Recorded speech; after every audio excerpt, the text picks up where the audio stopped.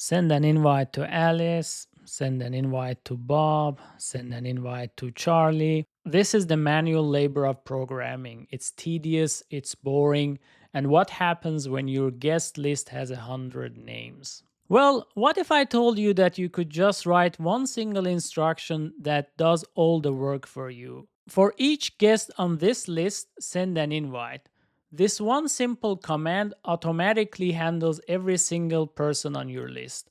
That is the power of automation. So, how do we write this in Python? The answer is a for loop. We write for, then create a temporary placeholder. I've called it guest here. Think of this as an empty sticky note. Then we say in and we give our list guests to it.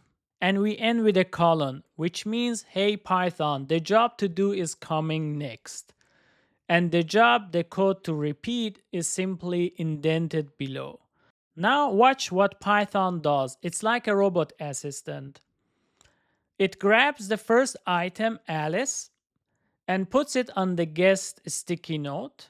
Then it runs the indented code, and the output is, in this example, sending invite to Alice. So this guest template sticky note is replaced with Alice. Then it loops back, and this time it picks up Bob. Again, similarly, it runs the indented code and it prints sending invite to Bob. It repeats this for every single item until the list is empty.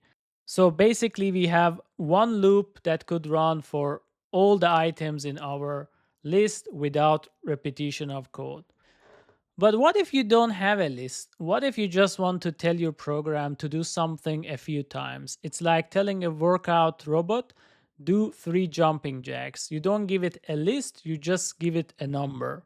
For this, we use the special range function. If you tell Python range 3, you are essentially saying get ready to do something 3 times.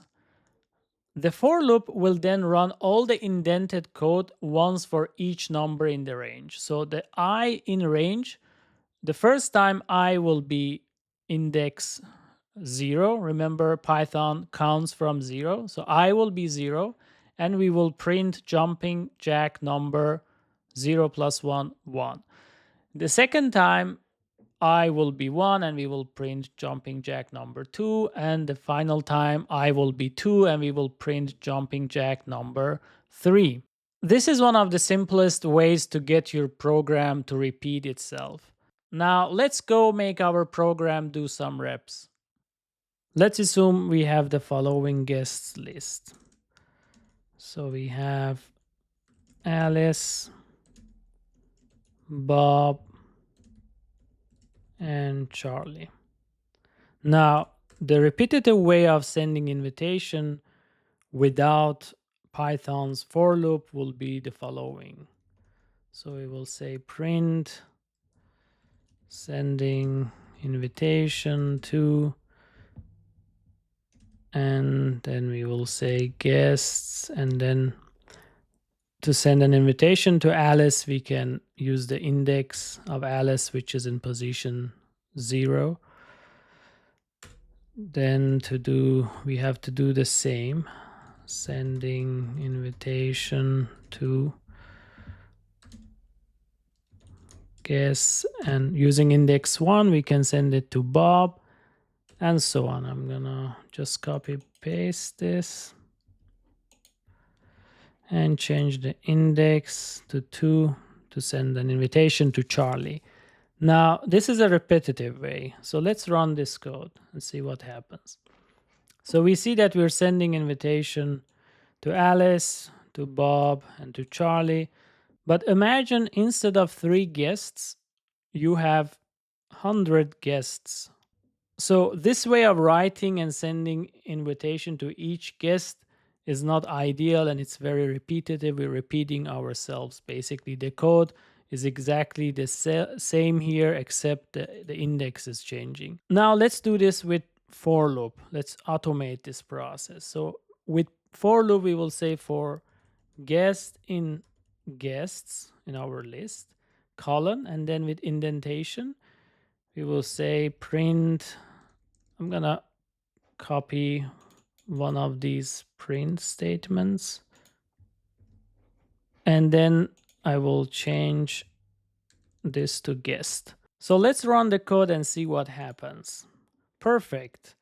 The code does exactly as before, sending invitation to all of our guests, but this time we have way less repetition. We have only our code, which is basically printing this string, is only repeated once, and the for loop automatically loops over the guests and fills in this guest with the actual guest. First time Alice, second time Bob, and third time Charlie. So if you have 100 guests, it doesn't matter. This code will, one line of code will work.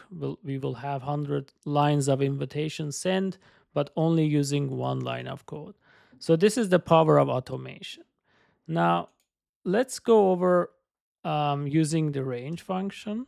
So remember our jumping jacks example? Let's do some jumping jacks. So for I index, basically in range, let's do 4 jumping jacks. Print doing jumping jacks number, and I will do I plus 1. Remember, I in Python we count from 0. So the first time the value of I will be 0, and the last value of I will be 3. So 4 numbers, but going from 0 to 3. And this, if we run the code, we see that we have our jumping jacks. So this range function is also very useful if we want to make our code. In this case, it's a simple print statement.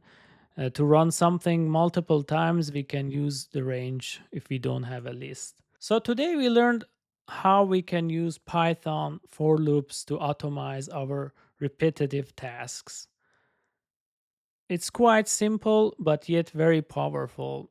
I encourage everyone to make a Python list and try to loop over it using Python's for loop, or use the range function to run a given code multiple times. I hope you learned something from this video, and see you soon.